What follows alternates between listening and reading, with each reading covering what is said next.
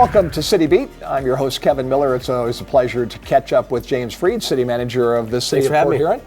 New year. New year. Are you a resolution type guy, or yes? Are you? So, anyway, do you like to share besides being the same resolution? Jovial? Lose weight, exercise more. So I'll give it about 2 or 3 days.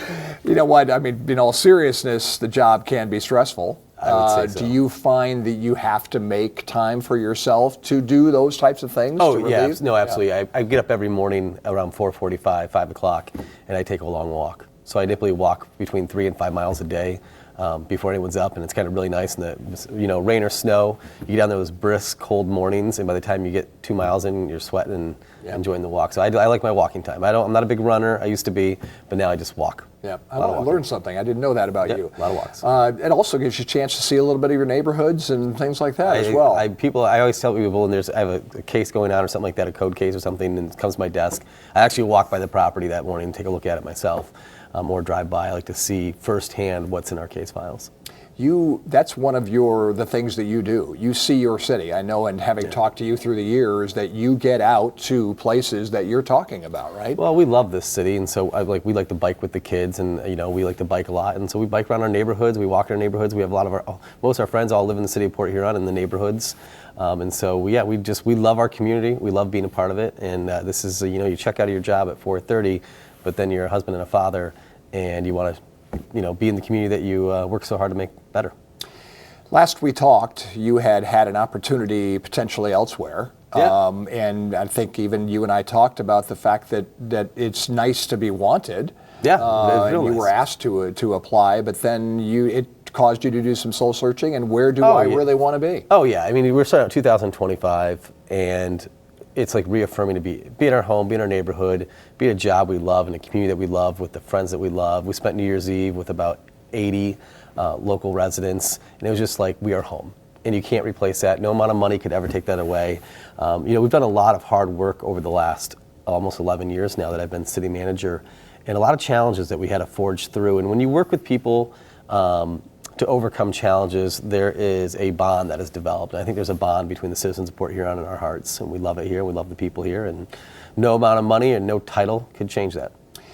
You talk about that part, but then there's also the on-the-job part where you've accomplished, I think, quite a lot over your 11 years, and that in no small. We did some interviews recently with your new chief of police and your new assistant chief, and the things that have stabilized the city financially. I think that's something that if you were to pull out a resume, that would be right at the top of it, of what you were able to accomplish. Well, and I wish I could take the credit for a lot of this stuff, but I really we've assembled just an amazing team there, and I think as a job as a city manager your job is to find the most capable and qualified people and then put them in positions in which to lead, and then to give them the resources and tools necessary to lead.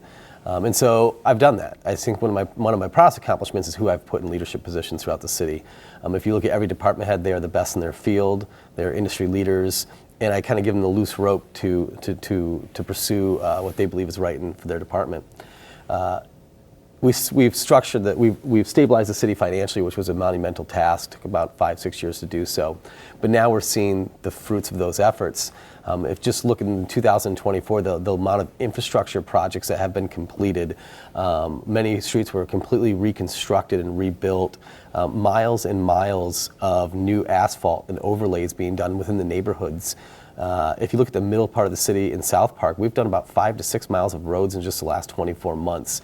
When you walk out of your home and you see new asphalt going down, you can physically see that government is getting better. When you get out of your home and there's a new road and a new playground and the police and fire trucks are driving by at a proper time, you can see government working effectively and efficiently. I think for many years when we were struggling, people realized hey, we can see government isn't functioning the way it should be. And so I think now you can read statistics and numbers all you want, and that's good, but I think folks need to see progress with their own eyes. They need to drive down better roads, go to better parks, go to McMorran that's been reinvigorated and reinvested in, which is now back to being an economic driver. I think they had 400,000 people visit McMorran last year. Wow. Which is wild.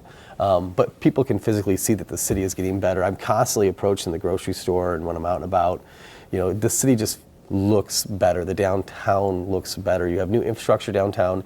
You have the wildly successful Wrigley project, which is a mid-rise development.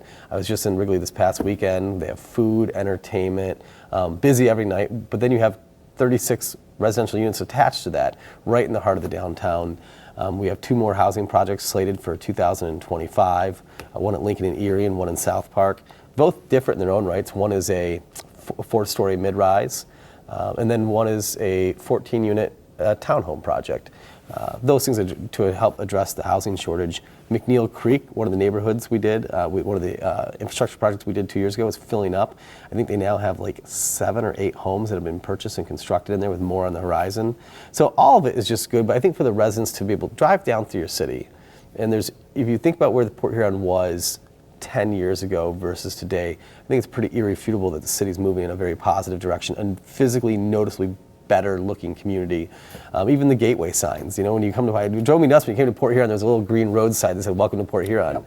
Port Huron is literally a national destination. We should have some nice gateway signs so that you have arrived to the city of Port Huron. Well, that's the thing I noticed. Yeah. Literally coming down Pine Grove, like, wow, welcome to Port Huron. Yep. And so, I mean, those are little things, but they're important things. They are important. Things from taking down illegal signs in the road right-of-ways that look like blight. And then with our blight department, we've had a wildly successful with our blight department to clean up the city and clean up our neighborhoods. And I think that's why you see home values on the rise. Right.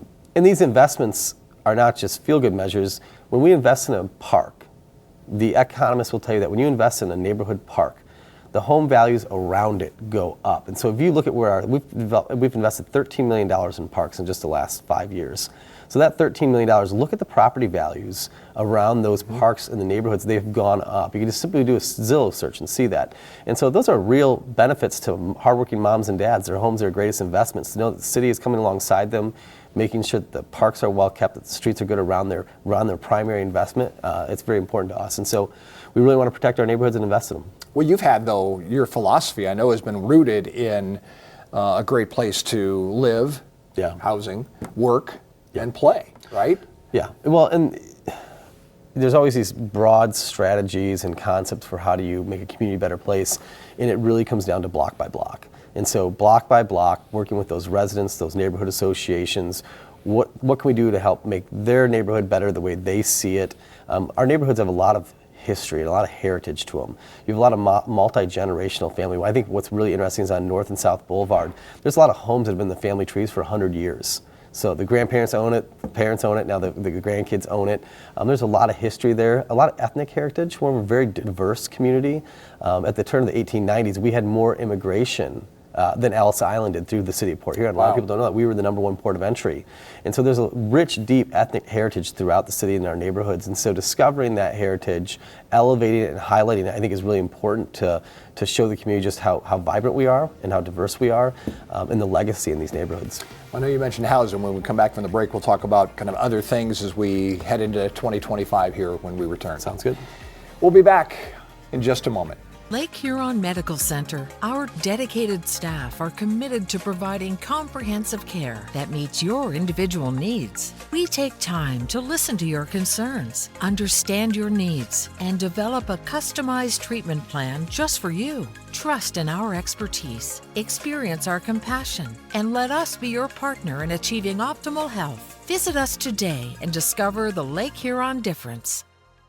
Welcome back to City Beat. It's our pleasure, as always, to talk to City Manager James Freed. And James, you touched on one of the items that's been important, and that is housing in the city. As we go throughout 2025, kind of what's your vision for the other things that need to be tackled in the city? Well, I think there's a couple of major themes we have to focus on. Is one, housing is #1. Government doesn't build houses. So looking at how can we induce more housing, onboard housing? I think we really have to look at infill housing in the neighborhoods. We have a lot of vacant lots throughout the city. Ironically, where blighted homes have been removed, that now they're building new homes on. So the nice thing about infill housing, you have infrastructure already there, right? So you can go in there, tap the water and sewer line that's already out in front of the house, and the road's already there. And so I think infill housing is really key to our housing strategy, but also density. Looking at the more mid-rises, that we can fit 40 units on one city block.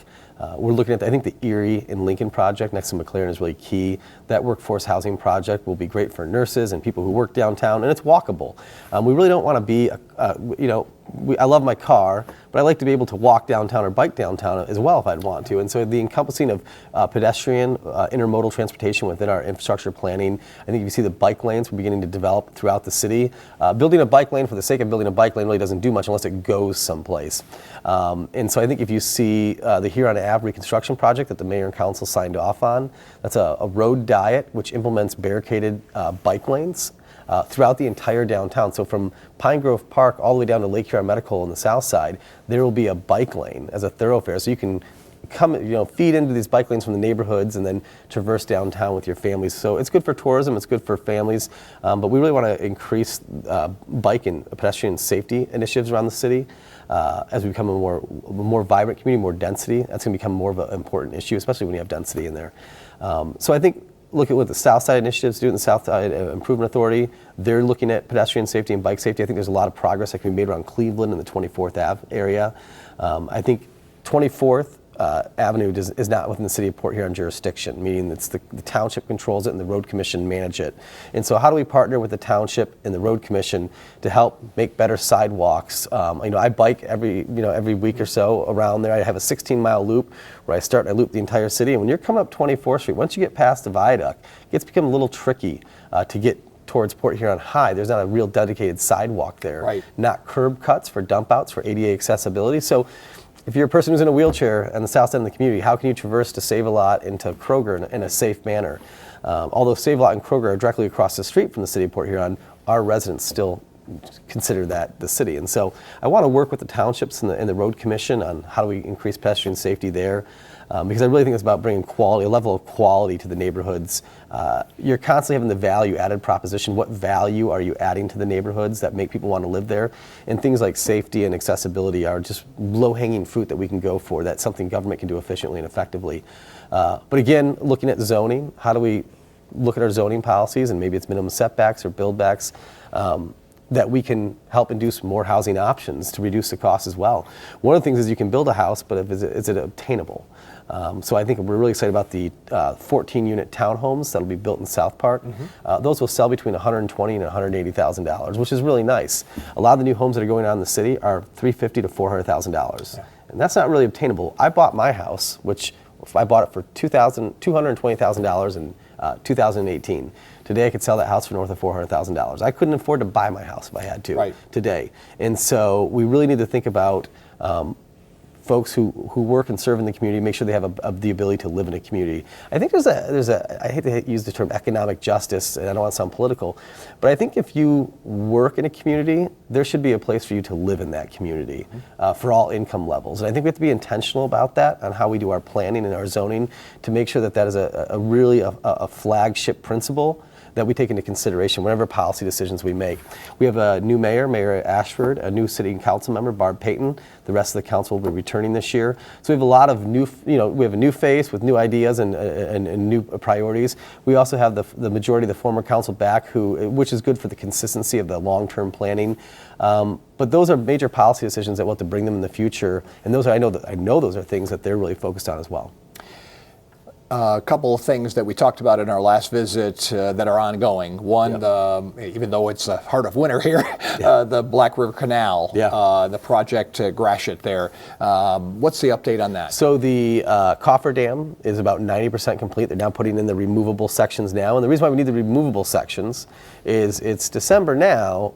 No, it's January now. January now, and about the end of February, we start getting the spring thaw and the rains, we get some floodwaters. We need to have the ability to open up that gate to drain the Black River Canal to alleviate flooding in the canal district within the city. And so one of the things we worked with Eagle on, the reason why it took so long, was designing a dam system in which could be removed for emergency situations like flooding. We now have that. And so, I mean, we're about 60 to 90 days out from thinking about that, but when you get towards Actually, the end of January last year, believe it or not. But 1st of February, our emergency management teams, our fire department, our emergency management coordinator, and working with the county emergency management, we begin thinking about that. Flooding, pre-positioning sandbags and sandbag filling locations. These are things that we have to plan ahead for and things we think about. And so even doing fixing the canal, that had to be taken into consideration, which was a huge thing. So you share Black River, I know, with Port Huron Township in spots, but and the canal is right on the border of the city of Port Huron. But a lot of the areas, in fact, I would say most of the residences that are on the canal are in the city of Port Huron. So that's an important thing to them. Well, it's actually about split, actually. There's about 400 residential units that touch the Black River Canal between the townships and the city. It's actually evenly cut. The city in between the two joining townships. The two joining townships has about equal the amount of residential units on the river. And so I think that's why the township came to the table when we needed help with dredging costs, because it's a huge value to their residents to be able to use the Black River Canal. It's also a safety issue with small craft out on the lake when the weather gets bad. But it's an economic driver. I mean, people come here for our boating community. They come from all over the area. I mean, I call it the armada of fishermen. Mm-hmm. We don't realize that fishing and angling and the bait and tackle business and people coming to town, they fish all morning, they go to lunch, they go to dinner, they I think at the probate and how many trucks are parked out there every morning. It's a huge economic driver for our area. And so as a community, you got to look at what are our natural resources and how can we exploit them for economic growth. And our boating community is one of them, and we really want people to feel welcome here and make it easily accessible and know there's a safe way to exit the lake should something happen. And so that's very important to us. Once you look at all those fishing boats out there and you think about the amount of money and the amount of bait and tackle, it's like, wow, that's a lot of jolt in the arms. And the thing is, with the tourism industry, we're not talking mega businesses here. That directly affects the mom and pop shops. Yep. The small business owners are the ones who really feel the repercussions of more foot traffic, more visitors in the downtown and throughout the city. Especially a lot of these specialty industries, those are niche markets like probate. I'll use that as an example. That's a family-owned business and they service that industry. And so really, tourism is really a direct shot in the arm to the small businesses, and we really want to support small businesses, not just because it's the right thing to do, but there's a business case to be made. 64% of all new jobs in America are created by small businesses. So we all look at the big corporations and the mega plants and say those are important. We'll take those jobs too, but we can't underscore the value that small businesses and supporting small businesses in our city really has an impact. Let's finish today with downtown. And if you and I were interviewing and talking with each other 11 years ago, the downtown has changed a lot. It's shocking. Have the high rise, we have the Wrigley Center, which you mentioned.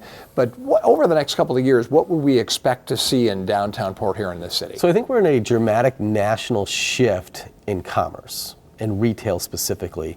I talk to city managers across the state, and retail really struggles. So support your small businesses, support those retailers, but they're competing with e-commerce and they're competing with Amazon. And so we're seeing downtown change.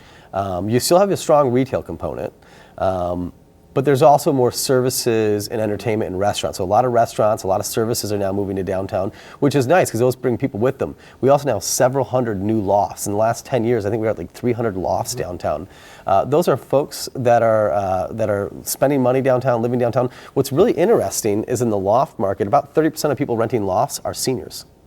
People who are retirees and who you're the demographic. A retiree who doesn't want a house anymore, who wants to be able to have the freedom to come and go, and they have disposable income because they're on a pension or retirement. And so we're seeing a lot of retiree folks moving downtown with a lot of young people, which is really important. It's interesting to see the school bus stop downtown now to pick up kids who are living in the lofts. It's a whole new demographic as well coming. A lot of kids are living in downtown in that urban environment, and so it's important to have safe places for them downtown. So it is it's very different. It's changing, and there's a lot of growing pains there. When the global economy change and retail and e-commerce is facing this whole global shift, but now we're also seeing the shift back to smaller stores. People like the bookstore. They like the shoe store. They like going downtown to meet someone and have an experience. So it's not just that I got my book mailed to me, but I had an experience getting that book and reading that book. And so I'm one of those guys, I love going to the Barnes & Noble, but I love having a local bookstore around here, so hopefully we'll see that next year.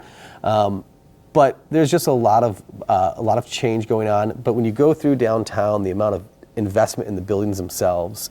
I mean, they were plywood all over the second stories of downtown. I remember sitting out, I went with Mike Taylor, who owned Fuel, the barbecue place where Smoke on the Water is now. I remember looking out in 2014, and there was plywood on all the second story windows. And if you think back then, it's like, man, you're having financial issues in the city, plywood's on windows, and you're like, are we ever gonna get out of this? And now you look at the power of free enterprise and free people and private developers, all brand new glass, new residential use. So you drive through downtown, instead of plywood, there's a glowing window where a family or someone's living now. I think that's really exceptional change within the city. I think people see it and feel it.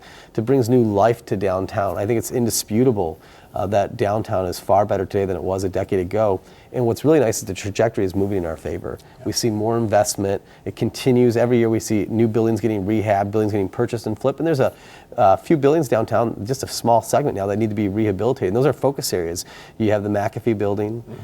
We have the hotel. The Harrington Hotel. Yep. All these buildings have key potential for developers, and so we really want to save those historic buildings and redevelop them to bring more people downtown. That's the key. Yep. Well, here's to another great 11 years and a good 2025 as we're in January now. But congratulations on the work that you've done. I know there are some proud moments that you can reflect back on over the last 11 years. And as you look ahead, I know that there's great things in store. I look at the remarkable challenges that the city of Port Huron has overcome that other cities haven't overcome. And I think, why is that, right? Why is that? Why were we able to do this, but other cities weren't? I think it becomes the most underestimated people in public policy are the people themselves. There's this misconception among policymakers that the electorate can't understand complex issues. Unfunded liabilities, budgets, that they can't stand, but I have learned that the public is very intuitive, and the public can understand complex issues if you take the time to communicate with the public and to speak directly to the people of Port Huron. One of the things I'm proudest of is, I'm not the smartest guy in the world. I have very smart people who work for me, but I was able to have a conversation directly with the residents, and every step of the way when there's major policy questions, whether it was the millages or budget constraints or budget reduction, the residents were understanding and supportive and engaged. And so I think my encouragement to city managers across the state of Michigan, to mayors and councils across the state of Michigan, is don't be afraid to have the difficult conversations. The residents recognize when change has to happen. They recognize when a difficult conversation has to happen. Show them the information, show them the data, speak in plain terms, clarify the mission, assemble the team, and create the direction necessary to change. All you got to do is look at November 5th to realize that the people of the United States get it. They do. And they understand budgets, they understand deficits. Yes, they do. And they understand the future as well. There's a lot of positive change, and I tell people there's two paths. This is a choose your own adventure. We can go down the path of collaboration, trust, mutual understanding, or we go down the dark side of division, nastiness. I think the citizens of Port Huron always chose the other path. Agreed. And I think in the future we're going to need that to continue to do that. Yeah. James, thank you. It's always good Thanks to for talk having to me. you. And that'll wrap up this edition of City Beat. Thank you so much for joining us.